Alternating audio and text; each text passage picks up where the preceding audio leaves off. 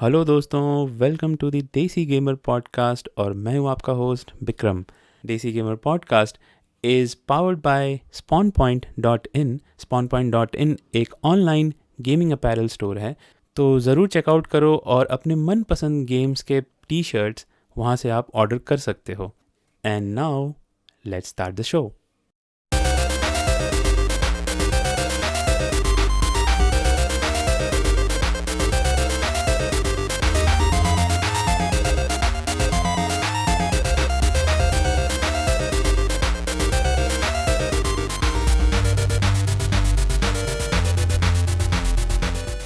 Hello friends, welcome to the 15th episode of Desi Gamer and we are off to a very bad start here. अभी दो बार internet जा चुका है, but let's hope this time it sticks around. आज जो है 27th मई 2021 है। काफ़ी इंटरेस्टिंग डे है क्योंकि ऑलरेडी सुबह से बहुत सारी इंटरेस्टिंग न्यूज़ आ चुकी है। निंटेंडो के plans to release upgraded Switch जिसमें 4K कैपेबिलिटीज़ वगैरह होंगी। Then there was a announcement of Dragon Quest 12। कोई डेट अनाउंस नहीं हुआ कि कब वो रिलीज़ होगा, but it's coming, so that's interesting. And to very interesting news from PS5 और Sony. First one is that ऐसा सर्वे हुआ है और पता चला है कि PlayStation 5 और PlayStation 4 कंसोल्स के जो ओनर्स हैं, out of all the owners, 41% of them are women. So very interesting statistics. And fourth one is the big one, that Uncharted 4 may be releasing on PC. Not maybe, it will be releasing on PC according to the internal documents of Sony. So काफ़ी interesting day है, और later in the day there will be a presentation for the Horizon Zero Dawn sequel. So काफ़ी अच्छा दिन जाने वाला है। But आज जो है इस पॉडकास्ट पे हमारे साथ एक नया गेस्ट हमारे साथ है, और जिसको कि मैं अभी इंट्रोड्यूस करूँगा आपको। Here he is Shreyansh, and this is the first time he is on this podcast. मैंने जस्ट पूछा था 2 दिन पहले कि will you be interested in coming to our podcast, and he said yeah, why not, I want to really talk about gaming and everything. So let's ask Shreyansh, or Shrey, let's call him Shrey, that is easier. Shrey is better. So how are you, and thanks for coming to this podcast. And थोड़ा अपने बारे में बताओ कि तुम क्या कर रहे हो, how are you connected to gaming, and what's cooking up with you. So, Vikram, so first of all, thank you for inviting me, and I'm always up to talk about games because I think this is one thing that I'm really passionate about and have been for, I think like all my life. So, and as far as gaming is concerned, as far as games media is concerned, I think professionally मैं involved रहा हूँ since last 3 to 4 years. But I started writing about games, I think back in 2015 or 2014. I don't exactly remember. Me, I and a friend of mine, we had a blog, and we were just writing about games and anime and all of these things. And it's the same guy with whom I started the Profaned Otaku. So like before we had a different blog, and now we wanted to do something bigger, and so we decided to make Profaned Otaku. Like अभी काफी सारे ideas हैं, like which we haven't implemented because obviously we both are busy managing our jobs at the moment. So like we are not able to give a lot of time to Profaned Otaku right now, but we have some visions and goals and objectives right now that we want to accomplish in like next few months and years, hopefully, which is actually very different from a lot of websites. Like we don't want it to be like a typical games media website, where everybody's talking professionally and everything is official and all that. We want our writers to have more creative space and freedom to talk about what they want to write and what they want to express, what video game means to them. And that is what I want. This is one thing that I have in mind. Abhi, we have one writer who said he's also my colleague now on GameRant. Oh, nice. So he's actually a junior from my college. I graduated last year. I finished my BTech degree don't know anything about BTech, but still I somehow managed to finish it. So yeah. So Acha. so he's the only one who's writing for Profaned Otaku, except aside from me and Ritik, the other co-founder. Yeah, Mhm. a lot of Nice, interesting nice. things going on. So let's see where it goes. So, Sare engineers eventually become something else. That's the moral of the story. Yeah, So, actually, this is very interesting. So, like last year, I met this guy. I was writing for his anime website. mhm, So, and I checked his LinkedIn profile, and that guy had like finished graduation in BTech, and then he went on to crack UPSC, and then he went on to work on what's that scientist company that Indians like? I don't remember exactly what. Like a lot of people were hyping about them last year. This I don't acha. remember exactly what it was. Okay. Something like these people who sent like rocket and it was Indian. I don't Acha. exactly remember. And Yeah, Antriksh, I think, maybe. No. yeah. So he was working for that company as well. Mhm. So and then he left all of those things to start an anime website. So like it was really cool, like people explore all the opportunities, the one Yeah. that's are like forced upon us, like from our parents, from our Mhm. society, and then we all end up doing eventually, like when we realize that this isn't working for us and we want to do what we want Mhm. to do, and we reach Correct. that age, and yeah, for some people it takes longer, and for some people realize Yeah. it quickly, and I'm grateful that I started thinking about this, way earlier than most people do. Mhm. I started writing professionally in when I was in college. Mhm. I hopefully got an opportunity. I started off with Sports Kira, Mhm. which I think Yeah. back back then their department, the esports department was relatively new. I think I was Mhm. one of the first person, or maybe the first person they recruited, and Acha. the manager that his name is Mayank. He was then manager. Now he's not manager now. He's a really Mhm. cool guy. Like we really hit it off, and he was really Mhm. interested in expanding. He didn't even know about much about games in general. He was Mhm. leading some other department, I think, physical fitness and something like that. So he Acha. was relatively new to games as well. He used to play PUBG and Mhm. all, just that, and he didn't know about.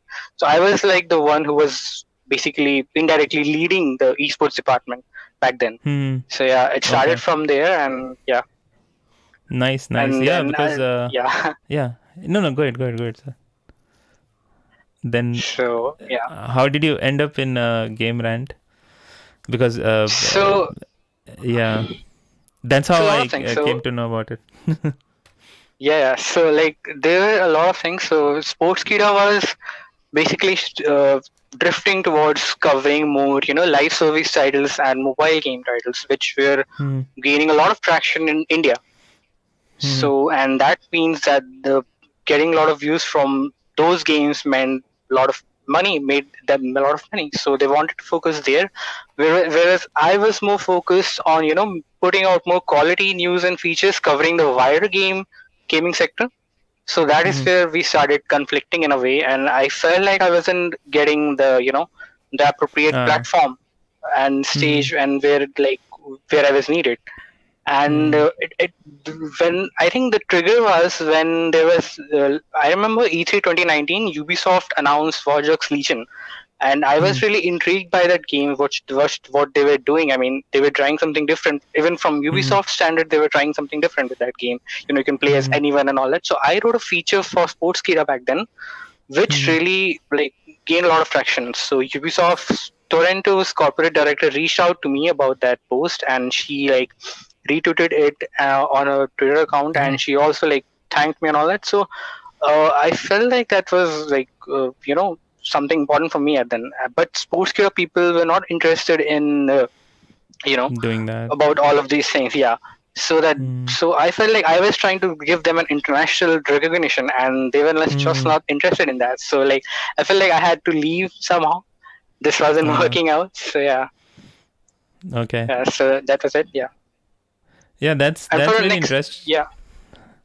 Yeah, I mean that's really interesting because now if you see Sportskira is actually really getting into gaming, like mainstream gaming, apart from mobile and everything. They I've seen. I mean, I don't know किस extent तक they are into it now, but I see that they have started covering console games as well. Is that correct? Yeah, they have actually in the last few months. After they were thrashed a lot from a lot of Indian journalists and a lot of Indian audience for their poor coverage of gaming as in whole. Mm-hmm. So after that, they did start covering, and it has improved quite a lot. The quality of Yeah, pieces that they put out, and they already have a huge audience. They do not like their SEO is good, and they do not want correct. even if they don't try, they'll get an audience very easily. So Mm-hmm. it's good that they're trying a little bit harder now, even though they Mm-hmm. have everything. So yeah, that's Mm-hmm. that's good to see. Yeah.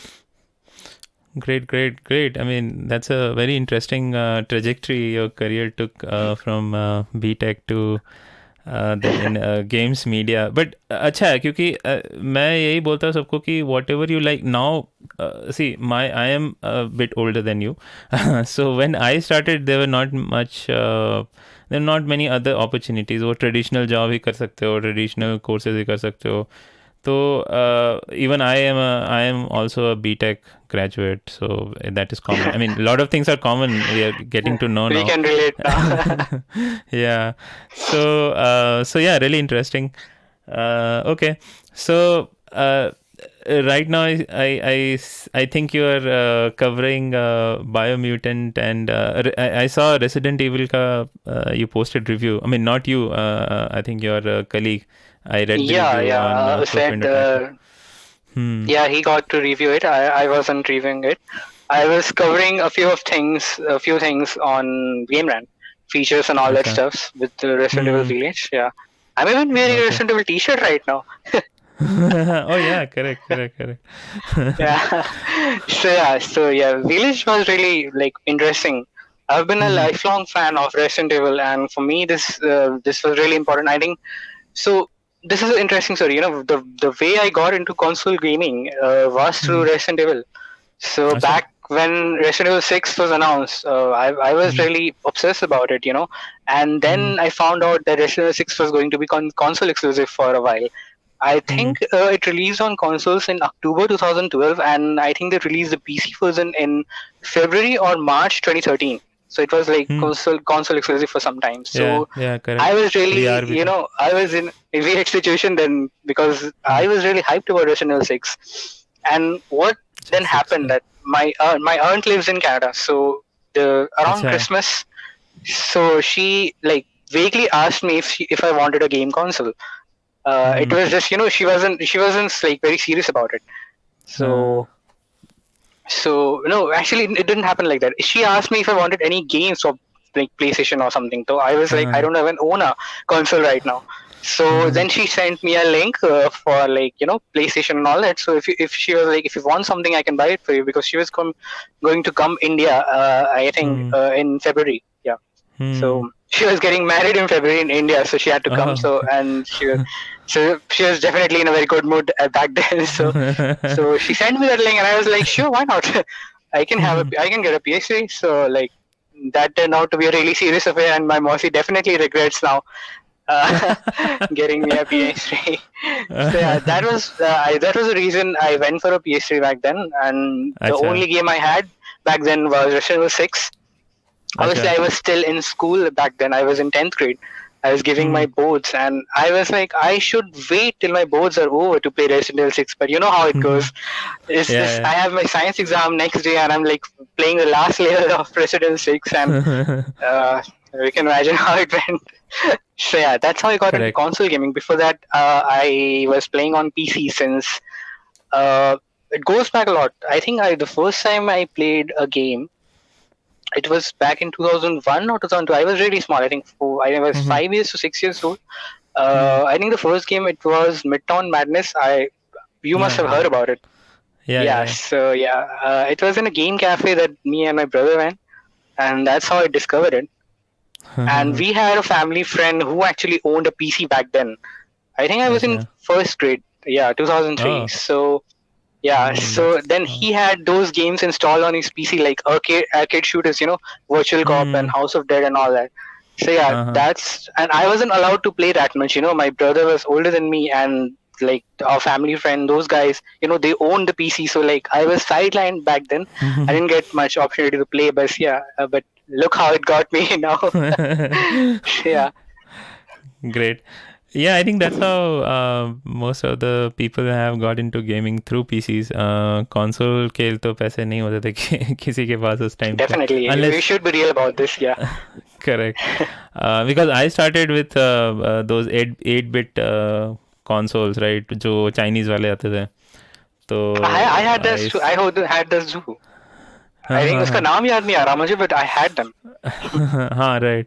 हाँ वो तो unbranded Chinese ये आते थे right, knockoffs आते थे, so there is no branding in it. तो from there to here अभी कौन कौन से कंसोल्स या कौन कौन से प्लेटफॉर्म्स यू हैव, कौन कौन से प्लेटफॉर्म से तुम खेलते हो games? So like I bought an Xbox One S last year. I don't know why I bought it. yeah, I don't know why I bought it. So, but there were a lot of games that I wanted to play on Xbox. So yeah, and like I had started earning back then. So like I was very repulsive. Like I want to own as much as consoles, and I want to spend as much as on games I want. Now I can. So I did. I got an Xbox One S, and now then like I had a PS4 since 2015. So I have had that. Yeah. So like I've been gaming on PS4 like early ages of like the PS4. I own a lot of games on PS4, but unfortunately my PS4 broke down last year, just before the release of Last of Us 2. Imagine my situation then. And we were in a pandemic. Correct. So I was really obsessed about Last of Us 2 back then. I still am. I think I've written over like 50 plus features on Last of Us 2 itself. Yeah. Since then. Yeah, I have seen some of them. Yeah. Yeah. So like that was a really weird phase for me. I did manage to like play Last of Us 2. My friend, my co-founder of Profaned is Abudatik. He has a PS4 as well, so he borrowed me for a couple of days. So I was able to finish it. So the thing is, I didn't plan to buy a PS5 at launch, because launched, if you have owned a launch console, you know how many problems they ship with. Especially with my PS4, I had the base version of PS4, the original one that came back in 2013.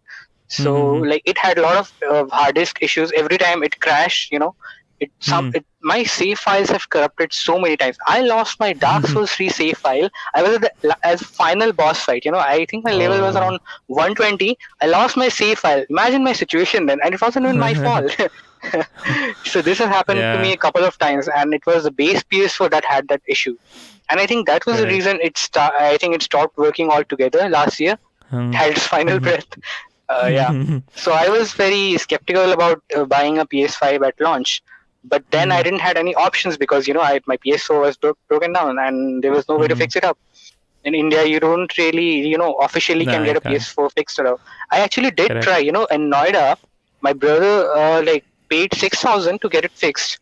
But it broke down in less than 2 weeks again. Yeah, that happens. Since it didn't have any, and all of these things doesn't have a warranty, so you cannot do anything. Correct. So, Correct. Yeah, that happens, and especially at the end of a generation. Even I have the original PS4. I didn't buy it at launch. I think 1-1.5 साल के बाद खरीदा था मैंने. So, but I didn't have any problem. I think by that time they had their process had matured. So whatever the initial issues were there, they were fixed. So yeah, I mean, buying a console day one, वो भी आजकल consoles के दाम इतने बढ़ गए हैं India में खास करके. काफी, like 50K is a lot. Even if you're like, I just started earning, like I have been earning for like 1 year, it means a lot to me, 50K. Yeah, and when my parents were like, you're really gonna spend 50K on a game console, they can't say it directly to me, like it's written on their face. I mean, we're still, let's face it, I belong to a middle class family and this is important. Correct. Yeah. But at least हमारे पास वो एक excuse है कि since you work in games media, you have to have at least one next gen console. Definitely. Now I can play video games at 8 in the morning without being thrashed by my dad or being slapped by my mom. I can do that. I'm still like very conscious about these things when I'm doing that at home, Hmm. because I know my parents will feel bad. I mean, not feel bad. I mean, even if they don't feel, I feel bad about this, that I'm playing video games Ah. at 7 in the morning. So yeah, Correct, correct. But that it's is worth. how we have been built up. Yeah. हाँ, right, right. Yeah, right, correct. वो तो एक हो जाता है कि हाँ, what if you're playing video games, then you're just wasting your time. So unless since you're working, you're earning from it, तो the parents are not saying anything. Otherwise, तो चमाट पड़ने वाली थी. Okay, so Definitely. so why did you buy PS5? क्योंकि I mean, I think Xbox Series S was launched earlier than PS5 in India. It was readily available, easily available, not readily available, but and then it has the game. It had the Game Pass thing going on. I mean, अभी भी Game Pass. Do you have Game Pass on your PC? If you play on PC, I don't even know. Yeah, no, I actually play on PC. My brother has a PC, but मैं play नहीं करता उसमें ज़्यादा. My Xbox अच्छा, One is still doing fine, so like, अच्छा, yeah, I have right, Game right. Pass on that. Yeah, Hmm. so the reason So. I didn't get an Xbox Series X, actually मैं Hmm. चाहता था लेना, but Hmm. then since Halo Infinite got delayed, I realized there was nothing I wanted to play on Xbox then. Yeah, Hmm. so that was one reason, and since most of these games were coming out on Xbox One S as well, Hmm. back Correct. then, there was this one game that I wanted to play, which wasn't on last gen console, and that was the Medium. I was really excited to हाँ. play that, but since my brother has a gaming PC, I ended up playing on Hmm. that. So like Correct. I didn't really had the need for an Xbox Series X at that time. And as far as Hmm. PlayStation 5 is concerned, I have a lot of games on my PS4. हाँ. Both my Correct. digital Correct. library and my physical library, Hmm. and there were few of them that I hadn't finished it. Because my console broke down. So like Hmm. PS5 was an obvious choice, even though I knew there was not going to be a lot of launch titles, because generally you don't have a lot of good launch titles at Correct. start of console. But this time it's surprisingly different. I mean, PS5 has a lot of, not actually a lot Yeah. of console exclusive, but it still has some that have made a lot of impact. Demon Correct. Souls. Correct. I'm a whole huge Souls fan, and that's a different Hmm. story for another time. But yeah, Yeah. so Demon Souls. A lot of people were excited to play Demon Souls remake, and Hmm. then there was Spider-Man, Correct. and since Spider-Man. then we have had Returnal, and if now things have got delayed, right? A lot of things are getting delayed. हाँ. But if you look back when PS5 launched, Sony had a very tight schedule as far as exclusives are concerned. Whether it's like Hmm. console exclusive, whether it's from second party games or from first party developers, Hmm. we have it like Returnal, then Ratchet and Clank, then Hmm. we had Deathloop in May, Correct. which unfortunately Correct. got delayed to September. I'm really excited to play Deathloop. It was one reason I got a PS5. I was really excited to play हाँ. Deathloop. It Nice. got PlayStation 5 exclusive. Yeah. So and then we had Ghostwire Tokyo. That's exclusive as हाँ. well. Yeah. Yeah. Yeah. Yeah. And then there is Horizon Forbidden West, and there is God of War. So like every month we could have had a PS5 exclusive if COVID and all that pandemic situation hasn't हाँ. affected Correct. Sony's plans. So this is Hmm. really ambitious from Sony's point of like Sony's strategy. If you think about it, we are still getting a lot of exclusive. I mean, we have Ratchet and Yeah. Clank this month. Hopefully, I predicted that we'll get Horizon Forbidden West in the late summer window. I think when Spider-Man launched, I think September would make Hmm. would be more appropriate for Horizon Forbidden West, rather than a lot of people are claiming that Horizon would be shifted to a holiday release. But I don't think Hmm. that's very Yeah. well. That's very economically. That's very well for Sony, because there will be a lot of titles. Especially, a Correct. lot of people would say that Halo Infinite has nothing to do with Horizon Forbidden West, because obviously they're shipping to both different platforms. But it's Hmm. important to realize how much hype Halo Infinite has generated, and how it. Halo has always been a pop culture icon for video games, and Hmm. even though taking nothing from Horizon, I mean, it's gonna sell incredibly well. But Hmm. it would be hard to deny that it has no competition from Halo Infinite, especially because Halo Correct. Infinite is being shipped on multiple platforms. You know. Yeah. Yeah. So that's Yeah. And something Sony would definitely keep in mind before shipping a game and definitely they never ship a game during holiday season. I don't remember yeah. Exactly. if Exactly. it's not a launch year. I don't think they have shipped any game during holiday season. You can't Yeah. I prove me think wrong. I that's mean, I don't exactly remember, but yeah. No, I think that's correct because that's what I wanted to say that generally Sony जो है वो third parties के लिए holiday छोड़ देती है क्योंकि they don't really need to release any holiday titles because उनका जो catalog इतना strong है कि whoever wants to buy a PS4 they don't really need a holiday title to go with it. You can just buy a PlayStation console and pick any of the exclusives to go with it.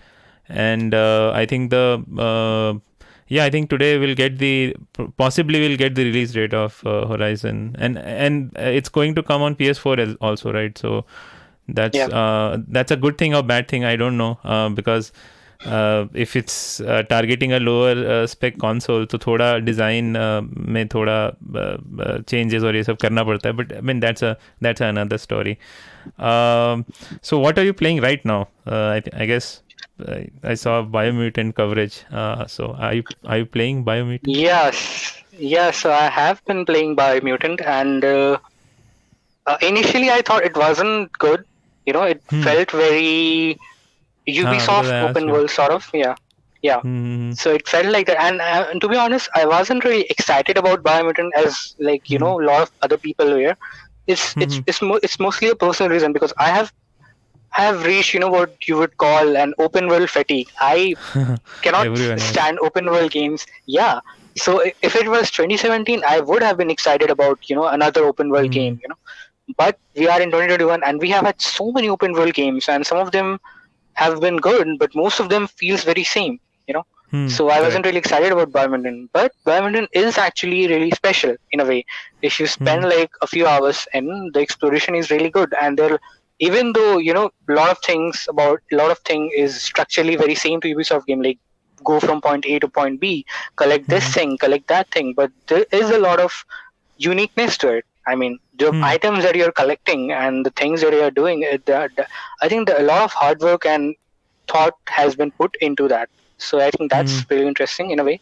The world building is really good. The soundtrack is really good. And the combat, even though it feels very floaty, like you don't really feel impact when you're like hitting something. But there is a lot of combinations of weapons you can use, like, and the game, so, and there is also a lot of combos you can make, like if you push, like press square and circle, you can do like dodge and you can shoot, and then you can, if you jump, if you press circle again, you can like also use your sword to slash upon an enemy. So there's a lot of ways you can experiment, and this is something that Ubisoft games lack, as far as combat is concerned. They feel very same. So Biomutant, even though it feels very clunky if you play it, like there's still a lot of ways to like experiment, and I think that's good. If you're into open world games, you'll definitely like it. Even if you're not, like, that is something that stuck with me after like around 9 to 10 hours I've played. So it's not that like a lot of people are claiming, but it's not very good either. And I think people don't understand that making a video game is so difficult, especially if you're making a new IP, right? And this is a new IP. And see, I have not played Biomutant, but I am excited to play it sometime. I am one of those people who take a lot of time to finish a game. So abhi मैं पुराने games खेल रहा हूँ, Control and all that. I did buy, since you said Ubisoft or Ubisoft, I did buy Phoenix Rising because I really liked the demo. It felt new to me. I mean, the gameplay and everything वो थोड़ा different था. Have you played Phoenix Rising? I haven't. Yeah, it's emotive Phoenix Rising. Yeah.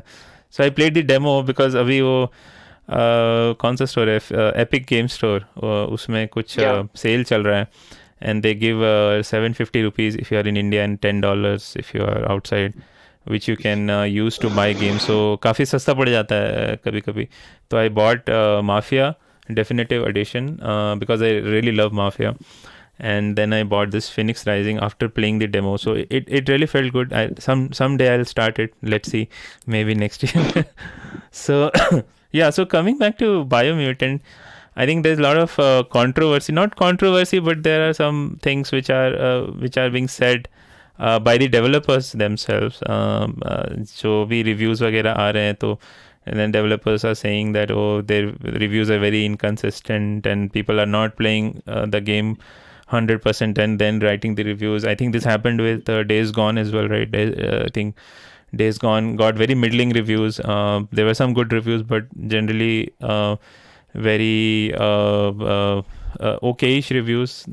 So Very I good. think Average. so average, yeah, correct. So I think the developer came out and said that people who have played the game completely, they seem to like it, but people who have not finished it, they seem to kind of hate it or something. So what do you think about that? Like, you are a reviewer, right? If you hate a game, let's say that you don't like the game in first hour, second hour, do you push and finish the game for the review, or just give your initial impressions and just finish the review?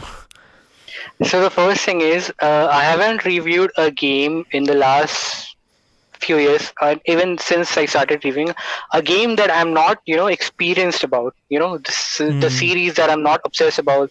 If it's a new Hmm. IP, then it's fine. If it's Hmm. something like a long running series, if it's Hmm. like the eighth or ninth entry in a game, if I haven't played that series, even if I played it, I haven't been obsessing about it. I don't really go to review those games. It's also, Acha. I think you can say that I'm a little insecure about myself. When it comes to these things, I feel like I wouldn't be able to give my 100% when it comes to these things Hmm. if I'm not like know all the things about these things. And Hmm. so this is one thing. So I really haven't have an issue with reviewing a game that I thought interested in, or like I'm forced to play that. It hasn't Hmm. happened because I don't go for those games. Yeah, Okay. but I have seen a lot of uh, what do you say, YouTubers, content creators, and reviewers Hmm. that I can't say that like they really do it, but they have instances that it feels like they do it because as far as like okay, journalists have a deadline. When they have Hmm. to publish a review Hmm. or preview. I know how Hmm. it goes. So like Hmm. not every title you get before, like you don't get a lot of time to review every game. Sometimes you get Correct. review Correct. codes 2 weeks before.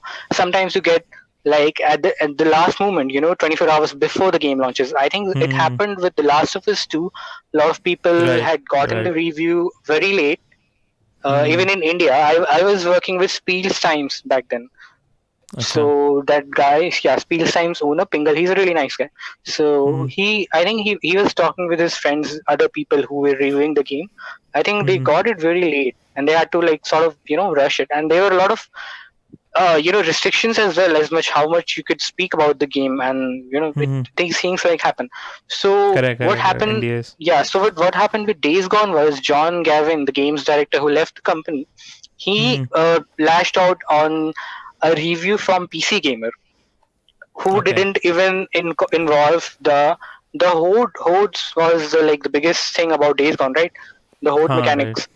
Hmm. Yeah, so I haven't finished Days Gone. I'll be honest. I didn't like it much. Me too. I found Yeah. it very, yeah. I didn't. So see, uh, I don't like to play games that doesn't surprise me. Hmm. It could be a very good game. It could be a very good game that I'll be praising that game. It Hmm. could be like it could have 10 out of 10 scores, and Hmm. Metacritic score very high, massive sales. But if it, I wouldn't say it's something that I like if Hmm. it doesn't excite me. This happened with Okay. me with God of War. A lot of people love God of War, and it's one of the highest rated games for last generation. I didn't Right. like God of War. Hmm. But No, that's a that's. different story. Let's get back to Hmm. Days Gone first. So yeah, Yeah. Yeah. John Gavin lashed out on PC Gamer's review, and I think that made sense. If you're not talking about the games, the main element, Horde is the Hmm. main thing that separates Days Gone from other games in the Hmm. same genre. Last of Us 2 doesn't have something like Horde mechanics, and I don't remember any other zombie game except if you count Dead Rising, doesn't have such sort of Yeah. thousands or hundreds of hordes lashing onto you to kill you, Hmm. something like. So Yep. Yeah. that was very tactful. I saw my brother playing through horde section, and it was he Hmm. had to make a lot of strategies and a lot of tactful. He had to handle it in a lot of tactful ways. So that was interesting. Hmm. Even though, Okay. but the thing is that this thing, the horde thing, it occurs very late in the game. You know, Hmm. you can stumble upon a horde in the game when you're exploring, but you do not have the tools to fight them early hours of the game. Even when you're 20 hours in or 30 hours in, I think it starts after, I haven't played it, but I saw my brother playing it. So I think it was about 30 hours or so. He got around to actually, uh, he was ready to face a horde, and the main mission involved hunting the horde. So yeah, so it definitely makes sense that John would lash out on a journalist who wouldn't involve the root of the game, the meatiest portion of the game. It could mean that that guy or girl, whoever reviewed the game, hadn't properly played it, and it makes sense because Days Gone is a huge game, and maybe they didn't get the review code at time. It happens. So, but the thing is, what I didn't like about this isn't about John's statement. It's about how journalists are reacting to this. So a lot of people are saying that game reviews or like anything critical is a very subjective opinion. One person can like a game, another person cannot like a game. So completely fine. I completely agree with that. He didn't want to involve hordes mechanics in his review. That's fine. But since this is a subjective opinion, doesn't developers have the same freedom to express their opinion on this thing? Because it is a review after all. So I don't understand why journalists are lashing out, being infuriated with John and other Days Gone, developers, and why do they have to say such things about them? Even if that guy reviewed it very well, if he didn't review it, developers have the right to express themselves as freely as journalists do. So this is something I didn't like, and this has been happening in the games industry, for games media specifically, for since a long time. It happened with Last of Us 2. Yeah. Do you know? Are you aware about the Colin Moriarty scene that happened a while back? Not really, no. Yeah, so I really grew up watching Colin's videos on IGN. He was in IGN back in I think 2013 and 2014. Then he left to form Kind of Funny Games with Greg Miller, and there were two other people involved. Yeah, but Colin left. Colin was, I think, forced to leave Kind of Funny because he made a very sexist comment on Twitter. So yeah, that I know. So it happened again a few weeks ago. Colin, I think, so there was this review of Returnal. So there was this trans reviewer who reviewed the game, and he posted about something xenophobia. The game mentions xenophobia or something like that. And it's if you have watched if you have watched Aliens, or you're aware of that sci-fi universe, xeno is a word they use in the universe. So this reviewer was relating this to he was referring to it that the game is actually homophobic in a way. So the Colin posted a screenshot of that review, and just he was like lol. So journalists started lashing out on him again, that this guy is being he's homophobic and he's misogynistic and all that. So it didn't make sense. He wasn't referring to that, but that's how people if you try to put out your opinion, if it's someone from a vulnerable background, these people just assume that you are just targeting them in a way. And this has been growing a lot. If you cannot, if you're a straight man, if you are a white person or straight belonging to something else, straight white male, if you're trying to convey your thoughts, people are gonna lash out on you, thinking that you're homophobic and you're not like. And this has been growing a lot, and especially there have been specific journalists that have been revolving around this a lot. So this is something that I don't like. Don't like the direction this games media is going nowadays.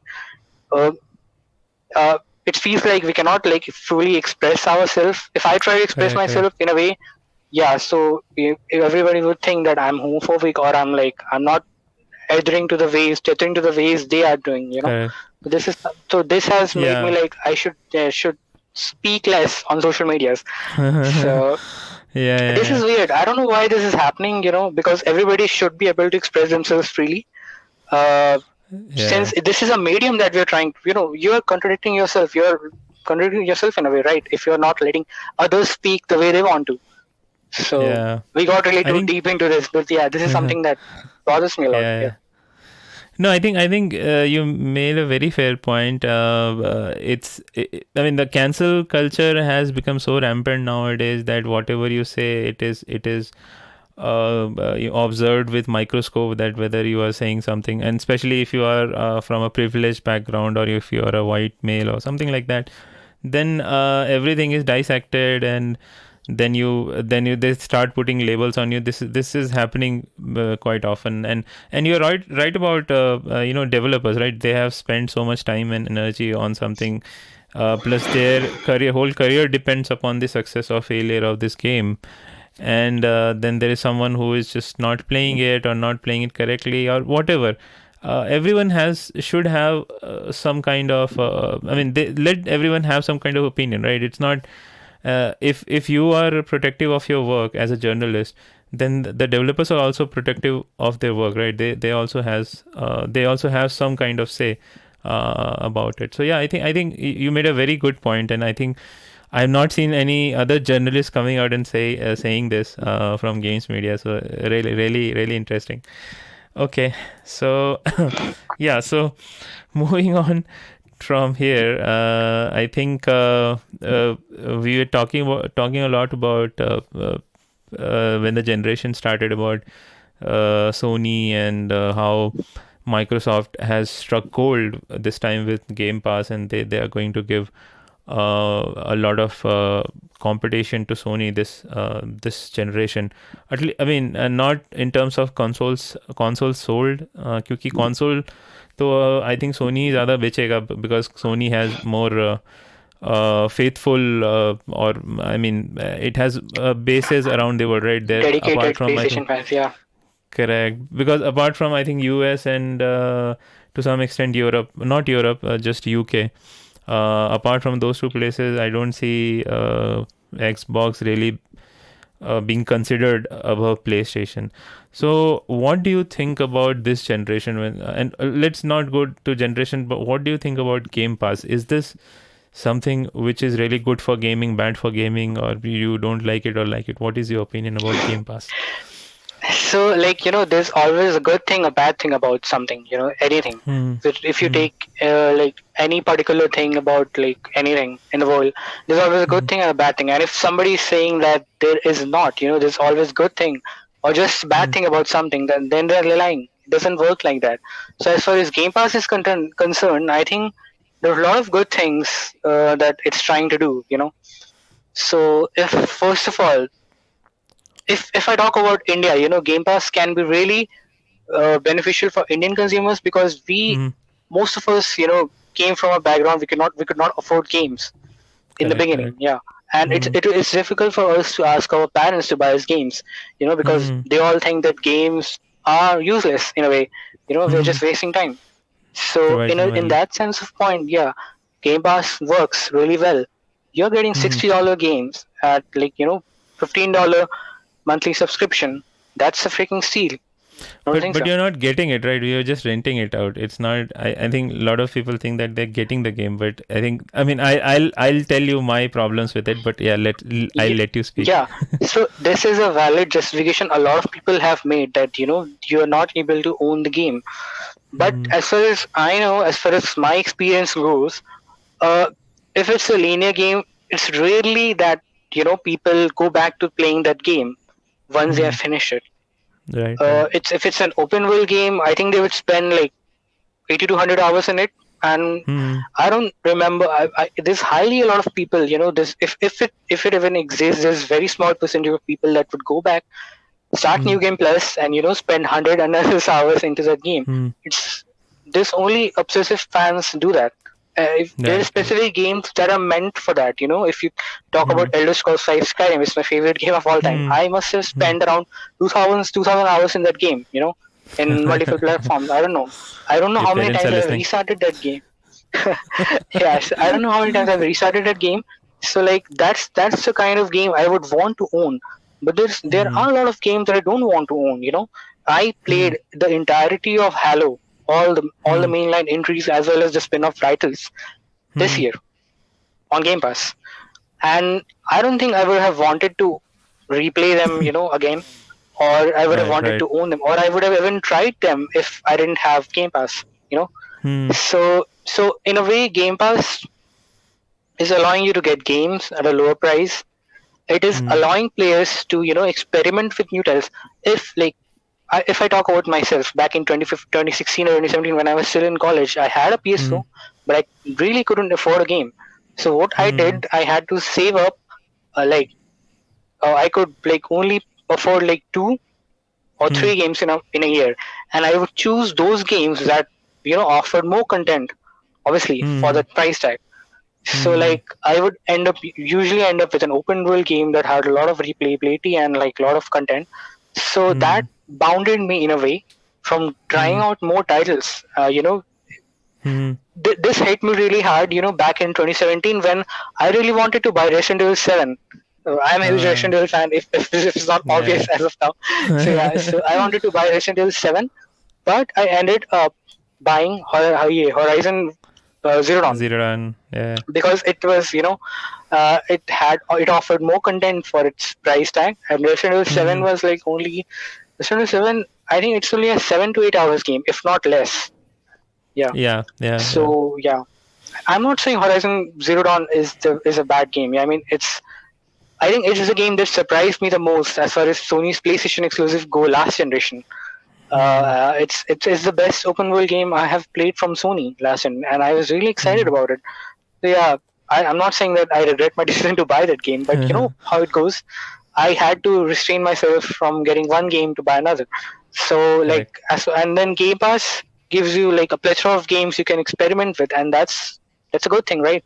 More opportunities. Right. Like if you talk about Spotify or if you talk about Netflix, uh, before I used to only listen to pop music. But yeah, I think before Spotify or Apple Music existed, now I listen to jazz. I listen to uh, new folk, and there's a lot of other genres that I've tried thanks to Spotify. So like I have experienced like I started with the Game Pass. I experiment with a lot of games. If you talk about Halo, I haven't played a shooter in I don't even remember when I played a shooter game in the last 5 years or so. I stopped playing shooters altogether. But Game Pass happened and I tried Halo. And then I tried Gears 4 and Gears 5. And let me tell you, a lot of people say that Xbox is the house of shooters. They only make shooter games. But nobody mentions that they make the best shooter games of all. Gears 5 is so good. I mean, Gears 5 is undoubtedly one of the best games I've played this generation. Combat is so good. You don't need XP and you don't need RPG elements, to make progress in that game. You don't want that to be a hook in the game. Gears 5 doesn't do that. It has a solid combat and it has a gorgeous world, and you just shoot things up and it feels so satisfying. I haven't felt that satisfying playing a shooter game in a long time. And I wouldn't have tried it if not for Game Pass. So this in a way this works. And if you talk about India, a lot of people pirate games, and this is something that we have been doing a lot for a long time. I mean, I admit I pirated games back when I was really small. I didn't really have an option, right? So like, imagine a lot of cafes in India, esports cafes or gaming cafes, that how they keep pirate games on their systems, and they're like illegally monetizing all of these things, But if you have Game Pass, and if you have an Xbox Series X, let's say 5 Xbox Series X, or even if you just have a PC and a Game Pass installed on that, you are legalizing your business in a way. You're legalizing a business that wasn't possible before. And government cannot go, or even games company cannot go and tell you that you shouldn't be doing this. In a way, you're not just legalizing your business, you're also in a way helping those mega corporations as well. So it's a good thing, right? In a way. But there's also a lot of bad things about Game Pass. And so I recently interviewed indie game developer Greg Lobanov. He is making a game called Chicory. And before that, before that he made a game called Wonder Song. It's a really nice game. You should definitely go and try it. It's a really nice game. So I asked him the same question about Game Pass. If there are any plans to bring Chicory on Game Pass, and if how from an indie developer perspective, how does Game Pass seem to you? So he told me that first of all, developers have access to, like, every, metric system. Like, they Hmm. can watch how many hours players have played their game. They can watch Hmm. how many particular person has spent on microtransactions on their game, and Hmm. how many players are currently playing the game. And they can do this on live time, no, real time. Yeah. Right. So Right. developers have that, freedom to do that. So, and Greg also told me how Wondersong achieved, mass numbers of people play count after it was, it launched on Game Pass. So it Correct. helped that game get a lot of audience. Hmm. Hmm. And so it happens that lot of people, after trying a game on Game Pass, they eventually go on and, buy that game. Buy the game. Yeah. And yeah, a lot of I don't know if Indians do that or not, but a lot of US and UK people do that. You know, Hmm. and I'm gonna do that as well. I'm gonna, like, there will be a lot of games that, Hmm. Xbox have in plans. Maybe if it's a massive game, I play it for a Hmm. couple of hours. I like it. I might just go on and purchase it. And Game Pass even Right. gives a discount if you're buying a 20% Game discount. Pass Yeah. game. Yeah, there's a discount as well. So yeah, in that way it works. But if you're like, if every game is on game, like, if indie developers, let's talk about indie scene, because I know Hmm. a lot about, how indie games and Game Pass works. So Hmm. if there's there's this thing that Xbox and Microsoft have the power to choose Hmm. what games come and go on Game Pass. So in a Hmm. way, these developers are giving a lot of power to a mega corporation such as Xbox. So you see what happens when when the whole indie scenario, if they start depending on Game Pass, Xbox will have the power and the ultimate power to, choose whatever game they want to keep and whatever game they don't want to keep, and they would also have the power to choose how much they want to pay a developer. Correct. You know, Correct. so Correct. that thing in a long term, it's very dangerous if you think about it. Yeah. Yeah. So yeah, and if And I if think, if you play, yeah. Go ahead. Go yeah, ahead. go on, go Yeah. on, go on. Finish. So no, No, no, go yeah, I on, go mean, on. I think that's one of my concern, because I'm also a developer. I mean, I'm not made any publish any game on any major platform or anything, but we work on smaller projects and stuff. But what I feel is that what I've seen, the shift in last 1 year, especially from people who are on the Xbox ecosystem, every game which is announced, every game which is presented or releases on Xbox console side, the first question they ask is it going to come on Game Pass? Is it going to come on? It feels like a Game Pass game to me. It should come on Game Pass. So eventually, you are training your consumers to treat games as a, I mean, I don't know how to say this, or what's the better word for it, but like a commodity, right? That okay, you just throw these many games to your consumers and let them play something out of it. And so there's no because if you go back 10 5 or 6 years back, if you're excited about a game, it used to be an event. Okay, this game is coming up, Definitely. read everything about it, you do all your watch all the interviews, watch all the trailers and all that. But now eventually what happens is that if you commodify this games, which is actually special if you compare it to any kind of medium. Games are, you can't really compare it with movies or songs or all those things, because a game takes a lot of time to create, and then it's a different kind of medium, right? So I just feel that somewhere, as you said, that your one of your concern is that Microsoft is having a lot of power now, that they can really dictate everything, the money and all that.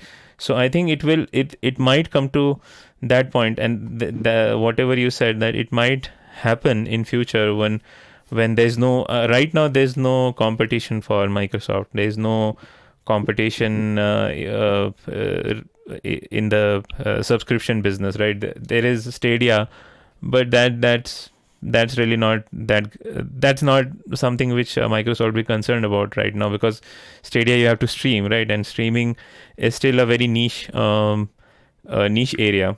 We can't even do a live interview here. How can we stream games? so that's where I think there were some rumors coming out. And yeah, so one of my concern also as a consumer is that uh, fine, if you are young, and if you are if you don't have a family or anything, you have a lot of times to play games. So let's say on a given month you got 4 RPGs on Game Pass. So you will have enough time. I think on Game Pass, a game remains for 6 months to 1 year. I think mostly. I don't think there's a set time, but something like that. So if you have time, you can actually play all the games which you want. And again, you if you like some game and it is going away from Game Pass, then you can buy it. That's not a problem. But if you don't have much time, if you have a family like me, I'm still playing very old games. So when something on the Pass subscription service comes, I would start playing it, and then next month something new comes. So now there are so many choices that I don't really feel that I need to complete the games. That's not a bad thing in a way, but sometimes, as we were talking about Days Gone, that it really gets good after 20 hours or 25 hours. So sometimes those games actually which some of the games are so long that you really need to play it, complete it to get the full picture or a full experience out of it. So I somewhere I really feel that अरे यार ये तो जा रहा है अभी मैं इसे ख़त्म करना पड़ेगा मुझे, या तो खरीदना पड़ेगा. So it's तो वो थोड़ा सा एक डर रहता है. It reminds me of my days when we used to go to internet cafes, ये जहाँ पे वो 20 रुपए लगते थे 1 घंटे के, और देन यू आर इन सच अ हरी कि 1 घंटे में सब कर लेना. हाँ, 1 घंटे में सब कर लेना है, ये भी देखना है, वो भी देखना है, ये वेबसाइट पे जाना है. So there was always the ticking time ticking in back of your mind. So that kind of I don't like that kind of thing in my games. I don't want to be held on gunpoint to finish the game. नहीं तो वो चला जाएगा. I know I can buy it, but that defeats the whole point, right? I'm paying subscription money also, then I'm buying the game also, and especially on PC. I think now in India at least, since there is regional pricing, I think जितना हम Game Pass में खर्च करते हैं, you can actually buy games after some sales and all that. उतने money में आ जाता है. I really feel that, because अभी तो बहुत सारी चीज़ें हो गई पीसी में. Humble bundle आ गया, then there is fanatical bundles. I mean, there are so many bundles, so it's really cheap to game on PC. So maybe on Xbox, if you are into console gaming, if you don't have PC, so it feels very good, because console पे तो there is no regional pricing. You have to buy at full price, जहाँ भी हो आप, India में हो चाहे Africa में हो. तो at least on PC I just feel that कि rather than giving that much money for subscription, because it's a good amount of money if you see 1 year का जो भी पूरा cost है. So instead of that, you can actually buy some of those games and play it at your own pace. So that's my that's my thought. Yeah, so I think Game Pass is not a bad thing. I wouldn't say that it's a bad thing. It's a good thing, but I think there should be some kind of competition. And अभी वो rumors आ रहे थे कि Sony might launch something like that. So yeah, coming back to the question, कि this generation with Microsoft with Game Pass, they have a very good momentum going into this generation, and I think their numbers are also good, console के numbers, and their whatever the subscription के जो numbers है, they are also really good. So do you really feel that Microsoft is a real threat this generation for Sony? So Microsoft is not just a threat to Sony; it's a threat to Nintendo as well, and the entire gaming community. Just the way like Spotify is to the music industry. And I'm just gonna make a comparison to Spotify, because I know a few things about how music industry works. So recently I was reading an interview about this guy, Ralph. I'm forgetting his last name. He worked on Prey and Dishonored. Creative. He was in Arcane Studios. Ralph. I'm forgetting his last name. So like he talked about how Okay. Spotify actually pays people, for their music, and even if you Hmm. have like 1 million, plays and 1 million people have listened to the song, Hmm. you're still not gonna make enough money through it. Right. Right. But Right. that's one thing but the situation has become so, I don't know if it's bad, but it's something that everyone has to rely on Spotify, to Hmm. make Hmm. to produce Right. music Right. now. Right. Right. So this is going to happen with the Xbox as well. Xbox. So first, if I've been hearing Phil's interviews in the last couple of months, he has been very carefully placing his words. He when Hmm. asked about whether Bethesda games will be exclusive to Xbox systems, he Right. specifically mentioned that uh, Bethesda games will be coming to the platforms where Game Pass exists. So Right. by this, he's definitely implying that Game Pass could come to other devices as well. And I'm pretty Right. sure that there's something going on with Nintendo and Xbox right now. Hmm. With Xbox trying to get Game Pass on Nintendo to some extent, I think. So even, yeah, Yeah, go on. just to cut you in, there was this Epic versus Apple case going on. I think there Yeah, was yeah, something said about Game Pass coming to Nintendo, which was redacted later on, so we don't really know what was there. But yeah, there are some fire flames there. So yeah, yeah. Go ahead. Sorry to yeah. cut you in. And so, in a way, this makes sense. If you compare Game Pass on PC and Xbox, there's a difference of night and day. There Hmm. are not all the games that comes to Xbox, yeah, Game Pass on consoles are not Hmm. on Xbox Game Pass on PC. There's a difference. Correct. Correct. So Like for instance, Outriders. Outriders didn't Yeah. launch on Game Pass on PC, Correct. and there are other lot of big good games that are only available on consoles. I actually cannot remember the name right now, but I have Hmm. seen a lot of games that are not on Game Pass PC. And Correct. I've seen a lot of people, especially in India, talking that if they own a PS5 and if they own a PC, they can experience all the Xbox games, if they Hmm. have Game Pass. But Game Right. Pass is very different on consoles and as PC, and this thing is going to happen Nintendo as well. If they, Hmm. manage to bring Game Pass on Nintendo, there will Hmm. be a very limited amount of games that will be on Nintendo devices. You know, Correct. Correct. it will Correct. be even maybe it will be even less than what we get on PC. Right. But Right. the thing is, we are paying the same price on all the platforms. Game Pass on PC Right. costs $15. It Right. costs the same one. So this might happen, even if they end up bringing it on PlayStation, which I don't think is gonna happen because I'm pretty sure Phil Yeah. That's. Spencer or Xbox would have approached PlayStation in some way, but Yeah. they would have definitely rejected it. But if even if in a in a parallel world, if this ends up happening, there will be a different library of games that are in both in quantity and quality will be different from what we have on Xbox Hmm. consoles. So yeah, Hmm. this thing is gonna happen, and definitely that seems to be what Microsoft is plotting. They want to bring Game Pass on as much as platforms as possible. Right. Who knows? In the next 5 to 10 years, we will have Game Pass on streaming devices. Like if we open up our smart TV and we'll have Game Pass. This is something Yeah. that I think they have hinted a lot, and Yeah. even the developers have hinted a lot. I was watching this interview of Hideo Kojima, really a huge Hmm. fan of him. So Yeah. I think he talked about something similar, that games will be just like Netflix in a way. You will be able to just Hmm. switch on your TV and will be able to select them very Right. soon in the near future. And I think Right. this is what makes me all the more believe that Kojima is actually partnering with Xbox for his next game. There have been a lot of rumors, and I Yeah. have covered a lot. I've been covering that a lot. I think that Correct. that Correct. is definitely gonna happen, and that also makes sense because Kojima has always been open to experiments. When Metal Gear Hmm. Solid 2 was, I didn't play at launch. I wasn't even born yet. I don't remember when did Metal Gear Solid came out. Do you remember? 2001, I I think think. no. Then I must have been 3 years old. Yeah. Metal So Gear yeah, no, Solid I didn't was play even. on nine. The first game came on 1998. Yeah, so Metal Gear Solid 2 was really ahead of its time. 2001. Uh, Yeah. it did what Last of Us 2 did in 2020.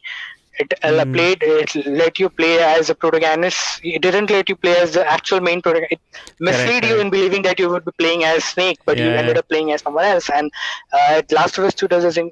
Halo 2 does the same thing. You do not play as Master Chief. Yeah, for the entirety of the game. These games have done what Naughty Dog did a lot later. So like what I want to say is that Kojima has always been open to experimentation, and he brought the meme culture in Metal Gear Solid 2, which actually went on to be true. He made Death Stranding. We literally are in a pandemic right now. Everybody's like Kojima is a god or something like that. So like Kojima has always been up to experimentation. I wouldn't be surprised if Xbox and Game Pass is the next thing for him. I think it's gonna happen, and I'm really excited to see what he ends up making. Yeah. So what we were discussing, what was our actual topic of discussion? I forgot. Correct. So the original topic was that whether what will Microsoft do this generation? Will they finally beat Sony? And you said Nintendo also. That's a big Yeah. So what I believe is what I believe is, so let's see if there is this ocean, and there is Nintendo, Microsoft, and Sony. So what Microsoft is trying to do is envelop all the corners of that ocean, and in a way engulf it and make it their own. So that's what they're trying to do with Game Pass. They want it to flourish everywhere. They don't want to bind it to one system. So if this ends up happening, you can see Sony, being at loss in a way, because even if they try to release their games on Game Pass, because Game Pass will be so popular in next 5 years or so. It's growing in a ridiculous manner. The number of people that plays on Game Pass. Who knows what it will be in the next 5 years? So it could be Game Pass could be so much used that Sony and Nintendo won't have any option other than to bring Game Pass on their systems. And if they do, in a way, they are indirectly making money for Microsoft. Don't you think so? Right, they are. So that brings us to the point that do you think that Sony would release something like that on their own? Because now they have started warming up to PC, right? And now they are going to release Uncharted, which no one thought would ever come to anything other than PlayStation platforms. So do you really think that Sony is also trying to create something similar? Because they have PS Plus, but PS Plus is not an answer to Game Pass. PS Plus is a different beast altogether. What do you think? They have PS Now, but it isn't as popular as they want it to be.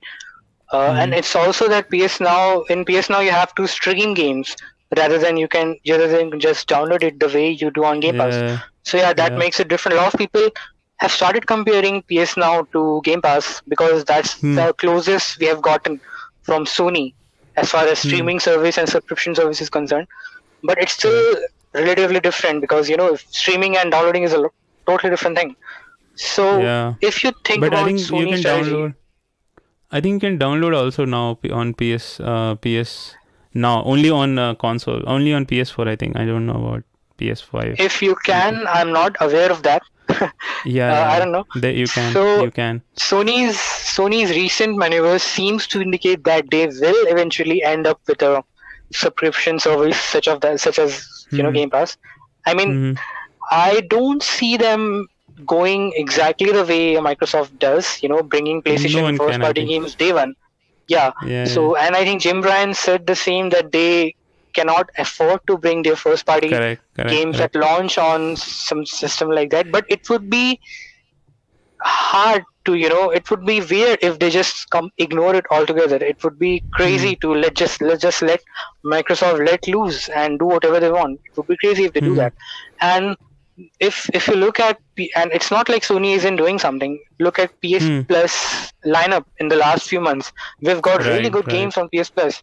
We got Final Fantasy VII Remake, we got Days Gone. I don't think this was happening before. So Sony, and we are getting more than one. Before we used to get 2 games, right?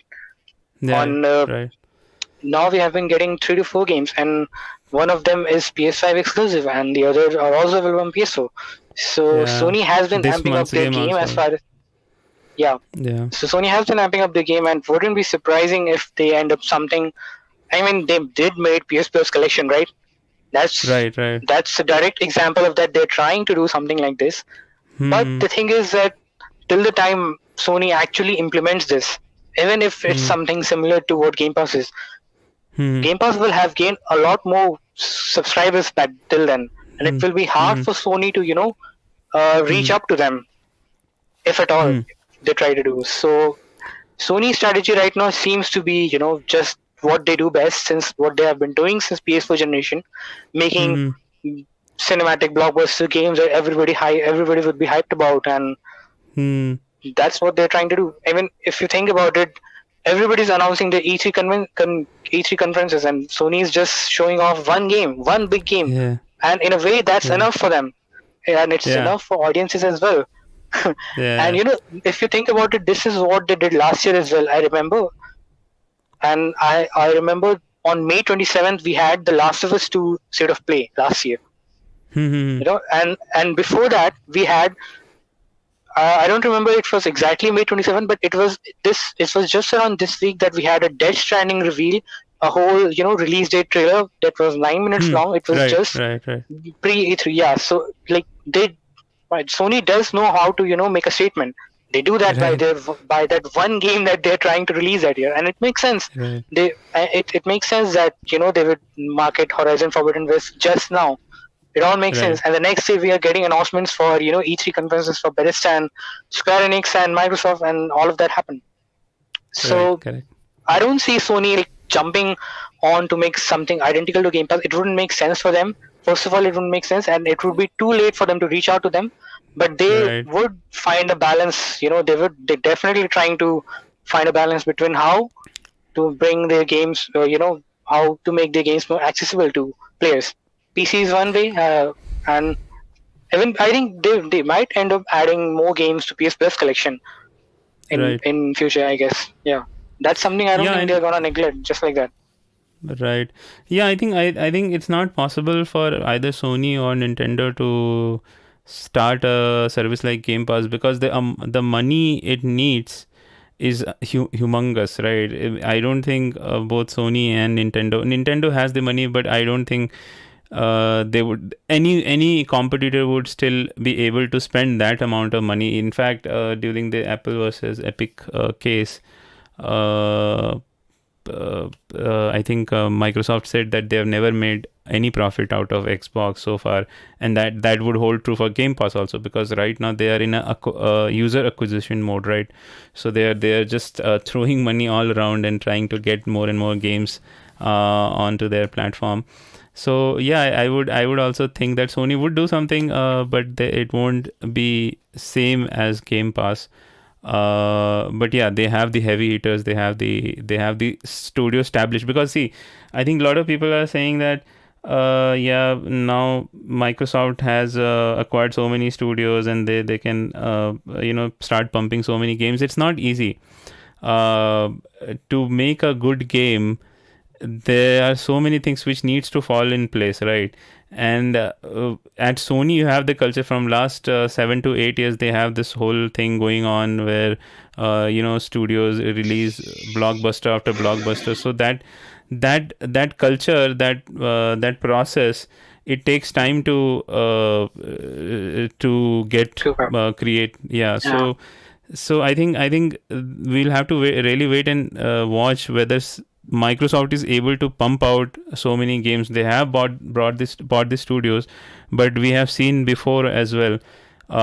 They have had a lot of setbacks during game development. I think there was a Platinum game. I don't remember the name exactly Scalebound. now. It was Yeah, Scalebound. Scalebound.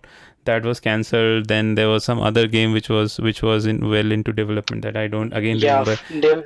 it was called Phantom Dust. Yeah. There have been a Phantom lot of Dust, right? games. I mean, yeah, Yeah, these were just two massive examples. There have been a lot of games. yeah. There It's have been a not lot of just games. So Microsoft, game development. A lot of other publishers. Amazon tried to make a game correct, recently, and they failed miserably. correct, correct, And then Google correct. Stadia tried to open up a first-party development studio, and they failed. So even Yeah, if you have the resources to make games, Yeah. as big as what Sony makes. It's not It's realistically not possible that they will easy. be able to. It's not it. Yeah. So it's a very interesting point, right? In the gaming, I don't know, in this whole environment, this pandemic, and even though Microsoft has bought so many studios in a pandemic, it is very difficult to first of all to work, and now you have all these new studios working in a new environment and trying to make games. So it'll be very interesting to see that whether they can deliver really high quality games, all their studios. So that'll be, and very interesting. I think no one is paying much attention to it right now, but Sony is actually investing a lot in Epic Games. They have recently done some. I think they now own some percentage of Epic Games. Very small percentage, but they do own it. And all of their PC games are also releasing on Epic Store. So I think there is something cooking there. They are definitely trying to do something. Even the Unreal Engine 5, which is Epic's gaming engine, it was showcased first on PlayStation 5. So there is something going on between them, and I think in a couple of years we'll see what happens there. So okay, so we have been going for a long time. So let's wrap it up with the last question. I'll put you on the line, and I'll ask you, give me your prediction. What is going to happen in this generation for at the end of the generation? What is your prediction? What will happen for all these three gaming companies: Microsoft, Sony, and Nintendo? This is a very complicated question because things escalate very quickly as far as games industry is concerned. Right. We didn't know Xbox was gonna acquire Bethesda just like that, and they will have more first-party studios than PlayStation ever had. So things escalate very quickly. As far as first-party games are concerned, I think Sony would continue to pump out big blockbuster games that people love. But I think these games are gonna be structurally very similar. Sony's gonna take very less.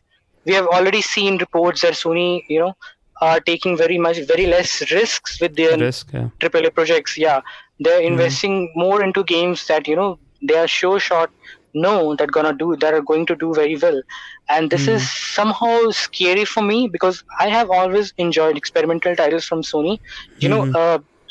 So Sucker Punch made Infamous back in 2009.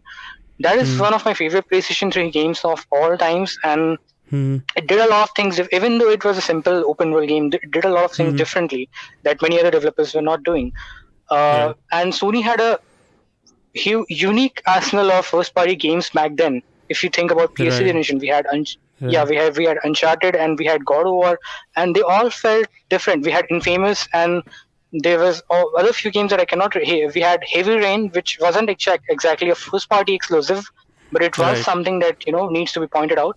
So we had Twisted Metal and we had Killzone. So these games all felt structurally very different. And if you compare that to the PlayStation 4 generation, I think all of these games feel very same, and this is why, and this is something that you texted me the other day about, about how I feel about Sony cinematic games.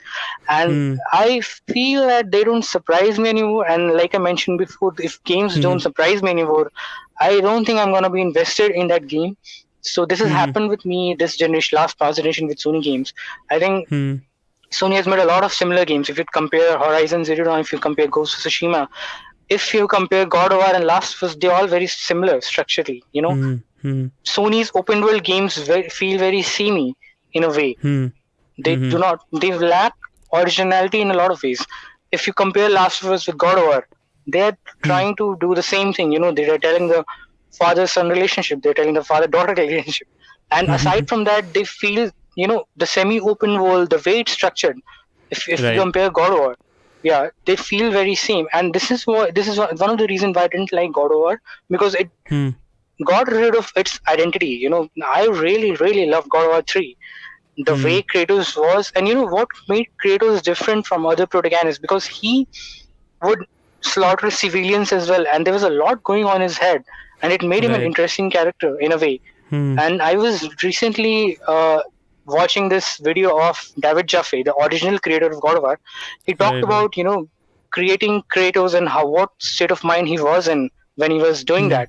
And it was very different from what God of War, the new God of War made Kratos.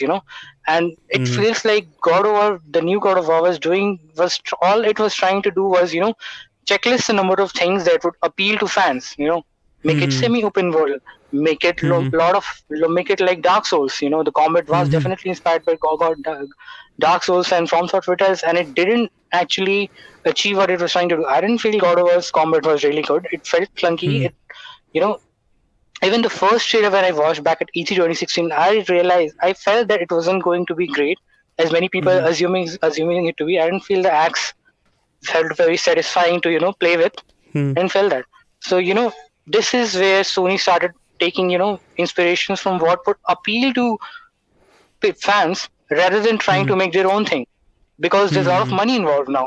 And this generation, Right. if they're trying to boost that up to $70 price tag, they're gonna take even less chances and risks. This generation. Right. Look at Right. what happened with Kojima. There were rumors that Kojima's next game got canned.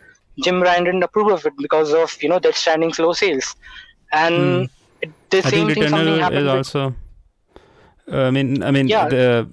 it's not doing really good in sales, so we'll see what Yeah, will so happen with that. Returnal is still very much different from what PlayStation exclusives are. Most PlayStation Right. exclusives, so it's a good thing to see that there are few developers that Sony is giving them enough freedom and space to make their own games. And as far Hmm. as Sony's first party studios concerned, I think Naughty Dog is the only studio that is still this still has as much as creative freedom as they had before. So Right. I really love Last of Us 2. I thought I wouldn't be surprised, but I ended up being surprised with Last of Us what they did. It was mostly a linear game, but it Hmm. tried to shake up things with how it tells its stories. Right. There were flashback segments, and there was like you did finish Last of Us 2, right? I can talk about spoilers. Yeah. Yeah. Yeah. Yeah. Yes. You can. So You can. yes. Yeah, yeah. So it tried to tell the story of both the characters, and Hmm. they were like, I wouldn't say it had the best plot in like the most people are claiming that Last of Us has the best Yeah. story. I don't think Right. Naughty Dog has ever made a game that has a very good story. They know how to make good journeys. They know Yeah. how to make Momentum. character driven Momentum. stories. Yeah, Hmm. they are very good at that. So Last of Us 2 does that in a very unique way. It Hmm. has like the actual E3 2018 trailer, that we got where Dina and Ellie and Jesse are in the bar. That Hmm. Hmm. Hmm. takes place in the end of the game, and Right. I Right. kept thinking in my playthrough, in my first, I have spent 85 hours in Last of Us 2 as of now, three playthroughs. Okay. so, so I know a lot of things. So like Huh. I kept thinking, where will this scene be placed? And they Right. placed it so well at the end. Right. It made all the Right. difference. So Correct. Naughty Correct. Dog does that very well, placing all Hmm. the things, movement and pacing. They do it really well, and I was really surprised with Last of Us 2. Hmm. Even though I didn't see any of the spoilers, but I knew what was gonna happen in a way. It Right. was Right. very Right. obvious. I kept myself away from spoilers as much as possible. I didn't see anything, but still, it was very obvious that something like that was gonna happen. But it Right. still managed to surprise us in a way only Naughty Dog can. And I'm Hmm. excited to see what they do next. And there have been a lot of rumors going on that they're making a sci-fi. Hmm. Uh, s- uh, what it was, I don't remember. Cyberpunk universe, something like that. Yeah, I Yeah. don't know exactly what Some it was. star. I was Huh. recently, yeah, it's code named something like Stray Cross. I wrote a Right. lot about it a Okay. while back, and I was Okay. recently checking out Vineet Agarwal's LinkedIn profile. He's the co-game director on the multiplayer project that Naughty Dog is currently working on. Okay. So yeah, so I'm really excited to see what Naughty Dog does next. But given the reports, it seems that Naughty Dog is forced to make Last of Us remake, as well as Right. work on as well as work on the multiplayer part. And Hmm. there are also reports that they're now working on an Uncharted game, which was Hmm. actually beforehand it was being handled by Ben Studios, but Sony now band. it's Yeah. being handled by now it's being handled by Naughty Dog, or maybe it got cancelled. If it didn't get cancelled, and if Naughty Dog is working on Uncharted, this means I don't know. This doesn't feel right. Right. If this would just make them, just like how 343 Industries and Hmm. uh, Gears of War Coalition is for Microsoft. They're pumping the same Right. sequels every few years, and Correct. I don't want Correct. Sony to become that. I don't Hmm. want them to do the same thing what Microsoft is doing, and it seems that they're heading in that direction. Whereas Microsoft is trying to experiment with their games. They have always been known as the house of shooters, but now they're focusing on making a lot of RPGs. RPGs. Yeah, Yeah. not just RPGs. They have now they have third person action games as well. Like we have Right. Hellblade Senua 2 is coming up, and Correct. there's Correct. this another studio.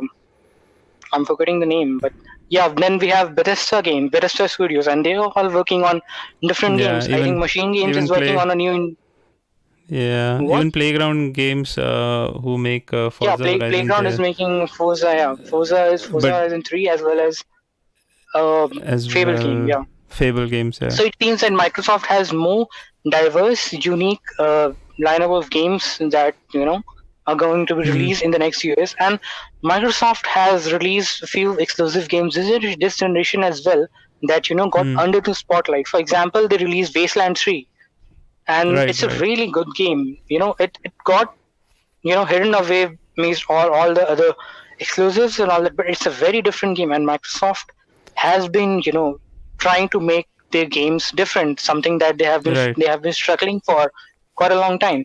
So I Correct. have very high hopes from Xbox this generation if they manage to deliver it. The recent report suggested that Xbox is struggling to make their original games during the Hmm. pandemic. I think Hmm. this report occurred. I think 3 days ago. I covered it for GameRant. There was this Hmm. interview of Xbox Game Studios head Matt Booty. He talked Hmm. about how the pandemic has specifically affected the new IPs and original games rather than Hmm. the sequels of existing franchises. So Correct. Correct. this is a dangerous thing. We don't know how long Xbox will take to release games like Avowed Yeah. and Fable and what was the Perfect Dark's reboot. We Starlink. don't know how much time. Starlink. Starfield, yeah, Starfield. Starfield. So Sorry. yeah, Yeah. yeah. So there have been rumors that all of these games might not just make it to this generation, and they might be targeting Oh, next generation of consoles. There have been rumors, yeah, suggesting that, that's and bad. that's bad. So Microsoft keeps hyping their games, but we don't know what's actually Correct. going on. Exactly. Yeah, we don't know Exactly. what games are going to be cancelled in the next few years. Yeah. Yeah. Y- So yeah, Pull your mic a bit down. I think. Yes. No. No. Your sound actually reduced. So I guess. oh, Yeah. let me know. Huh. Yeah. No, it's Is good. it okay? Yeah. Yeah. Yeah. So like I'm very So. conflicted as far as this generation goes. I want Microsoft Hmm. to succeed, because if they succeed, we all have good games, right? That's what it's about. Right. Right. A lot Right. of people, lot of people are still struggling with fanboy and all that stuff. And this kind of doesn't make sense to me. Uh, Hmm. I want both companies to do good. I want Nintendo to do good as well. I have been thinking of getting a Switch for a long, long time now, and every time I make up my mind, I see that the price has gone up for some reason. I started off, I think it was 17K back then. Then I thought of buying it, and then it became 20, and now it's 22. I don't know why they I keep think it's just increasing the the. prices. I think it's just the supply constraint. I don't think we are getting anyway. It's not. Yeah, yeah, It I doesn't saw that. release officially. Yeah, I saw some retailer talking about this that they do Hmm. not have stocks of Nintendo Switch anymore, and that's why the prices are going up. But like, it's Yeah. still as a consumer point of view, it still doesn't make sense, right? Okay, so I think we had a very long chat, very interesting one. I really liked speaking with you because we rarely get people from India who speak so passionately about games. So it was, I mean, this was supposed to be a 1 hour thing, but now I think it is 1 hour 30 minutes. So we'll stop here, and I'm sure that we'll have Shreyansh again on this podcast, and when we were going through this, I came up with a lot of topics in my head, because he doesn't like God of War, or he likes Last of Us 2 a lot, so we can do podcast on that. So so Definitely, but look, yeah, I I think could talk about Last of Us 2 for hours. I don't know. I could really talk about Last of Us 2 for hours, and I could also talk about God of War. yeah. Saying a lot of negative things that a lot of people, just blindly accepted, and a lot of people are gonna hate me and gonna block me for this. But yeah, there are things that Okay. needs to be said. Yeah. Yeah, sure. So, okay. So let's end this here. Hopefully, you guys liked it. Whoever made it this far, this had been a long podcast. But if you really like games, love games like us, I think you would have found it interesting. Hopefully. So, okay. Thanks for giving us so much of your time, and I hope that we'll have you again. And so, bye bye from here. And Yeah, definitely. Would love to be part of this again. Yeah. yeah. Okay. See you on the next one. Bye bye. Thank you. Yeah. Bye bye.